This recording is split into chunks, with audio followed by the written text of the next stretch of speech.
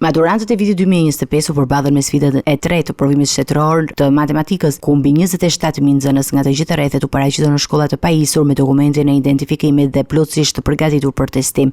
Provimi nisi rreth orës 9 dhe nxënësit u nënshtruan një kontroll rigoroz për të parandaluar përdorimin e pajisjeve të ndaluar si telefona celular apo orët inteligjente, të cilët nuk lejohen në ambientet të provimit. Kjo fazë e testimit zgjati 2 orë e 30 minuta, gjatë së cilës maturantët duhet të tregonin një uri dhe aftësitë e tyre në fushën e matematikës.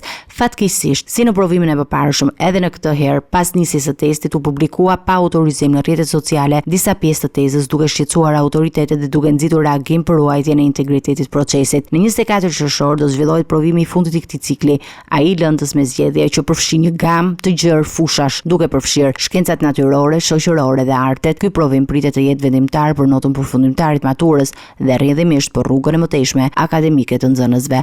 Qendra e shërbimit arsimor vazhdon të jetë përgjegjëse për hartimin, administrimin dhe vlerësimin e provimeve.